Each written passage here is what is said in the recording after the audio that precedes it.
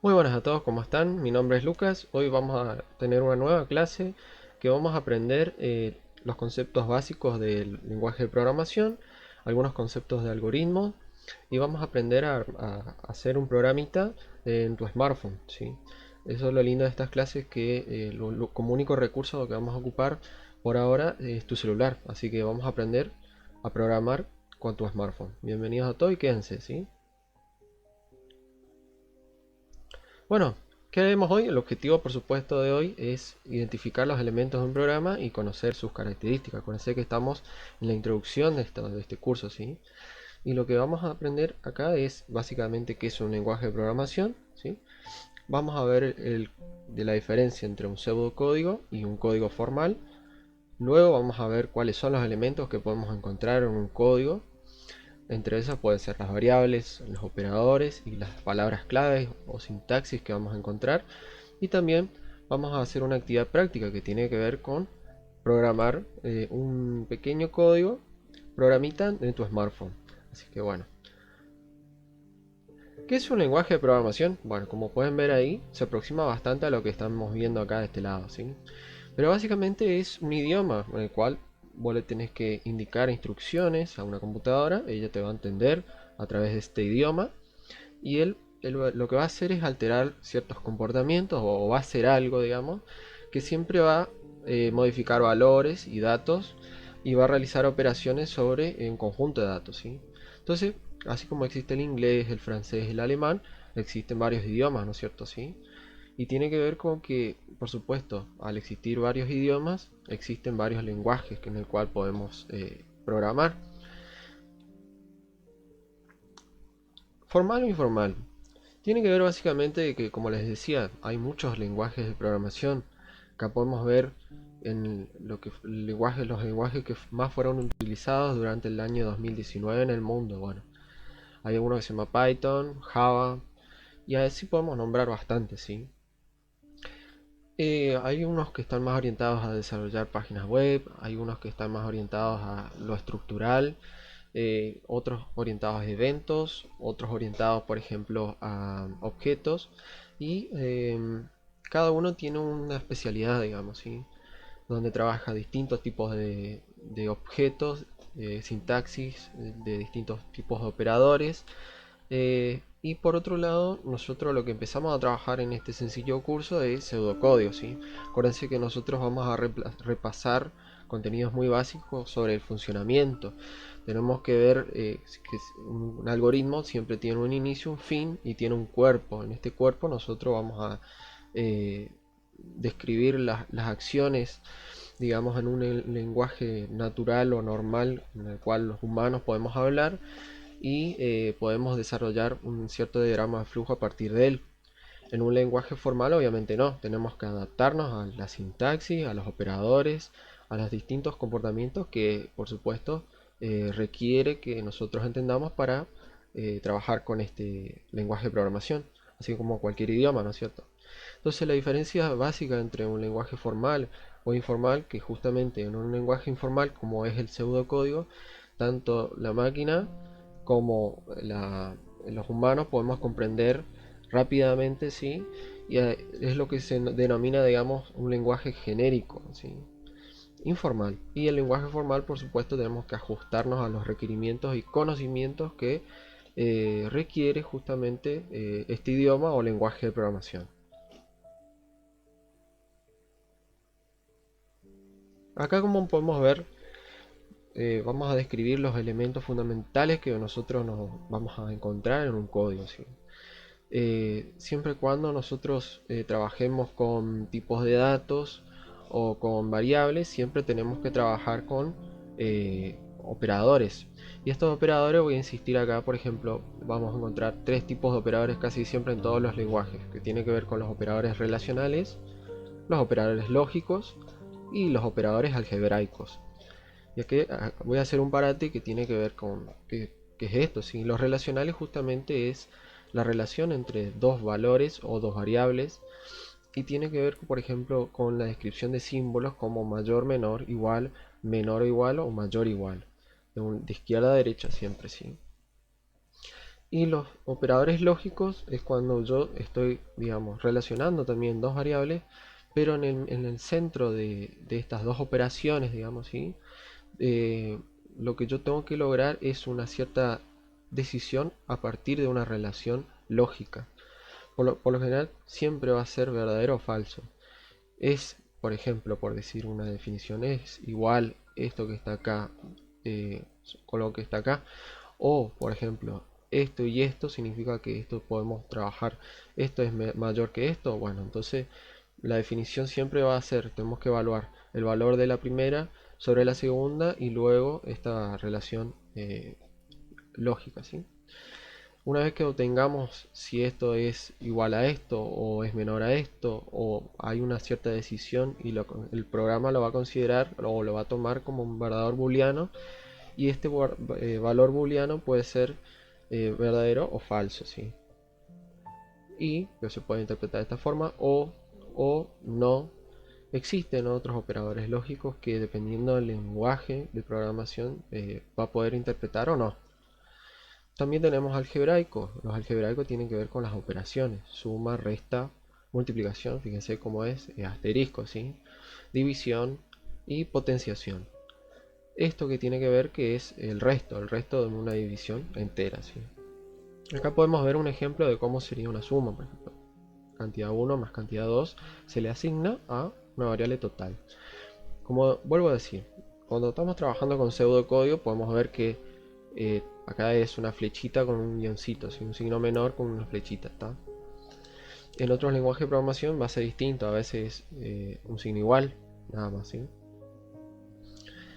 Bueno, una vez que nosotros tenemos ya un conocimiento de para qué sirve esto, estos operadores relacionales, los operadores lógicos y los operadores algebraicos, nos vamos a centrar muchísimo en esta clase sobre los operadores algebraicos. Más adelante vamos a ir avanzando sobre los operadores lógicos y también sobre los relacionales, ¿sí?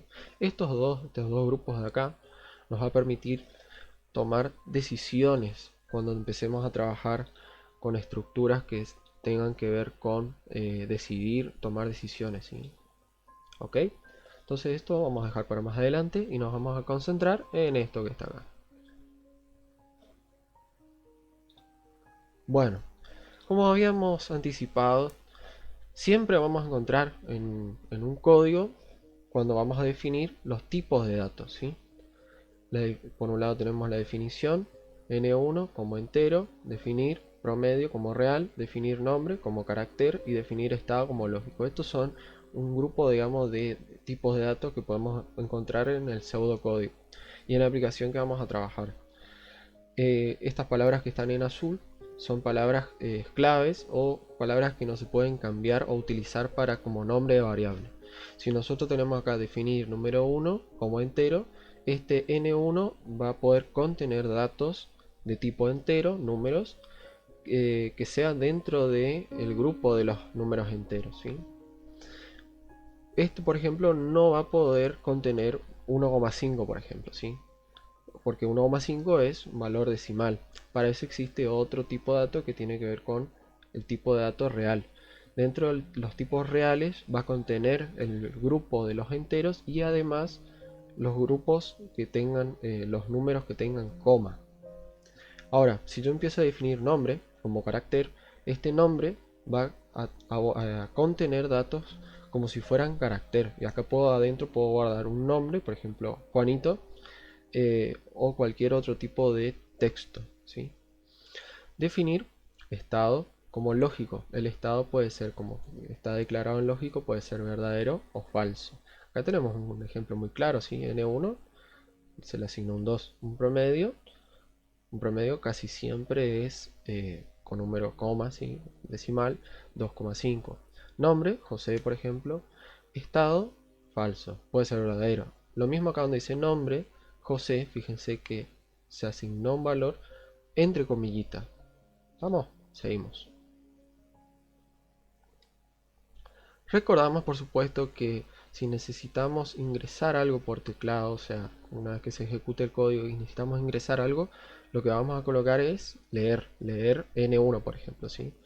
Y si necesitamos mostrar ese valor, vamos a poner escribir podemos abrir comillita, el resultado es, por decir algo, cierro comillita, coma, y ahí ponemos el n1 o el nombre de la variable que nosotros queremos mostrar el valor. ¿Ok? Bueno, y acá voy a hacer un parate, porque acá justamente necesito que tomen apunte de esto, porque es muy importante. Tiene que ver con la prueba de escritorio. ¿Qué es la prueba de escritorio? La prueba de escritorio es una herramienta que me permite saber el estado en tiempo real de las variables que se van ejecutando en mi código. ¿Ok? Nosotros con la matriz de prueba de escritorio lo que vamos a hacer es saber el valor de cada variable a lo largo de la ejecución de todo el algoritmo. ¿Ok? Este es un algoritmo muy sencillo. Fíjense que tenemos dos numeritos y un resultado. Lo definí como numérico, significa que puedo aguardar números. Significa que tengo 7 líneas de código y en mi tabla voy a trasladarlo y voy a poner 7 líneas de código. En la primera línea, por supuesto, está en blanco porque solamente es en la cabecera. Definir num1, num2, res como numérico. Todavía no tengo un valor y lo vamos a colocar a un guioncito. Num1, num2 y res. Ahora dice leer num1. ¿Qué significa leer num1? Como habíamos dicho anteriormente, es algo que puedo ingresar por teclado. Entonces num1 le ingresé un 5. Pasa a valer a partir de la línea número 3, 5. Todavía num2 no dice nada, res nada todavía. Ahora en la línea número 4, fíjense, leer num2, 5 y le ingresé un 3. Num1 sigue valiendo 5, num2 ahora vale 3. ¿Está? En la línea número 5 tenemos 5, 3 porque realiza la suma, ¿sí? 5 más 3, a res se le asigna un 8. O sea que res ahora vale 8. En la línea número 6 sigue valiendo num1 vale 5, num2 sigue valiendo 3, res vale 8. Y termina la ejecución de mi algoritmo. ¿Está? En la línea número 7. Vamos a un ejemplo un poquito más sencillo. Ahora vamos a sumar 3 números, ¿ok? ¿Sí? Num1, num2, num3. Yo voy a listar todas las líneas de código y voy a expandir mi matriz porque acuérdense, estamos trabajando con otra variable más que es num3.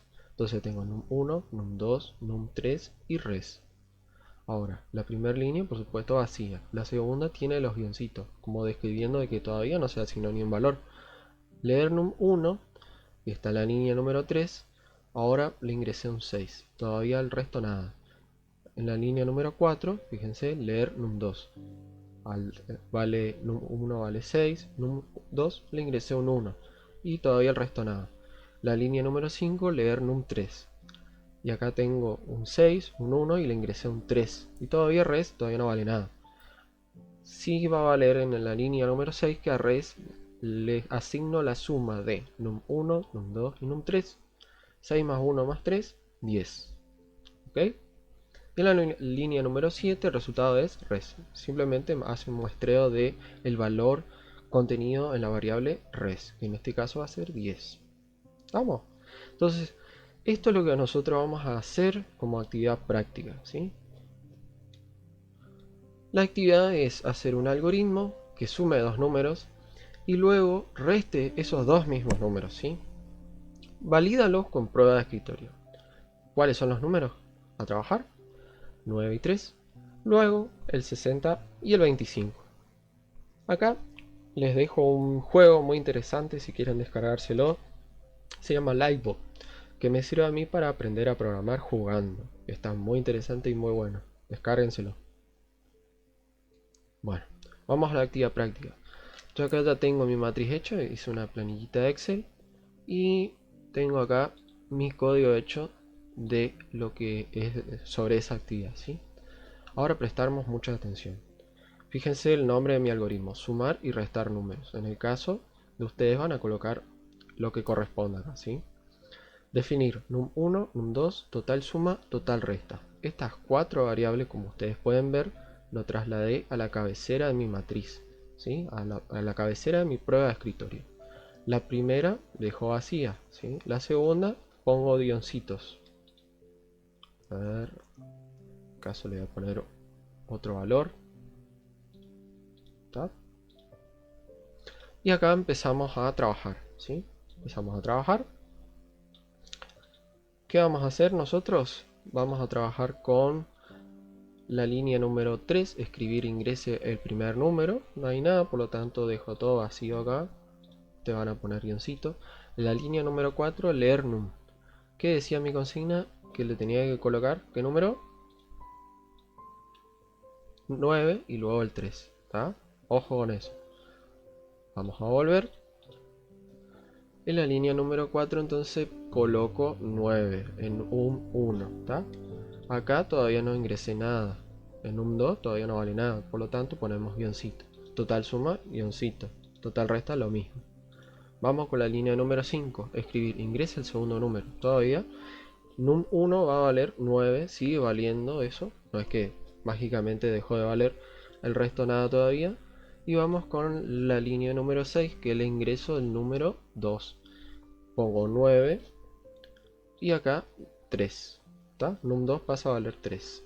O guioncito, guioncito. Me voy a la línea 7. ¿Qué tenemos en la línea 7? Total suma le asigno la suma entre num1 y num2. Entonces a total suma, que está justamente acá, le pongo 9 más 3. ¿Cuánto es 9 más 3? Muy bien. Esto sigue valiendo 9, esto sigue valiendo 3. Esto guioncito, porque todavía no vale nada, ¿sí? Ahora, a total resta, que es esta variable que está acá, le vamos a poner num1 menos num2. Entonces, num1 vale 3 todavía, siempre. Num2 vale 3. Esto vale 12, no cambia. Total suma no cambia. ¿Qué cambia este? Este es 9 menos 3. ¿Cuánto es 9 menos 3? Muy bien. ¿Sí? Esto es 6. Ahí está. Ok, entonces tengo todos los valores ya descriptos. La línea 9, estoy validando, mostrando lo que hay en total suma. Y en el escribir de la línea número 10 estoy mostrando lo que está en el total de la resta. Y final logaritmo. Ahora, todos estos valores se repiten, ¿sí? Porque no es que dejaron de valer mágicamente, ¿está? ¿Cuál es la única línea que voy a dejar sin nada? Y es la que habíamos dicho, la 11, ¿sí? Que es la última. Ese sí dejamos vacía. Bueno, eso ha sido todo por hoy, ¿sí? Espero que les haya gustado. La actividad que la hacemos con los otros números, por supuesto van a hacer otra matriz y van a copiar este algoritmo y van a ejecutar. Vamos a comprobar, ¿les parece? A ver, ingreso el 9, ingreso el 3. Muy bien, ¿sí? El total de la suma es 12, el total de la resta es 6. Yo de esta forma comprendo cómo va cambiando las variables durante la ejecución de mi código, ¿sí? Bueno, gente, fue larga la clase de hoy, pero valió la pena, ¿sí? Vamos a seguir con mucho más contenido, vamos a empezar a trabajar con otros tipos de datos, vamos a empezar a hacer distintos ejercicios un poquito más complejos. Acuérdense que la instalación del programa en tu smartphone está en la clase anterior y los espero en más videos, ¿sí? Saludos.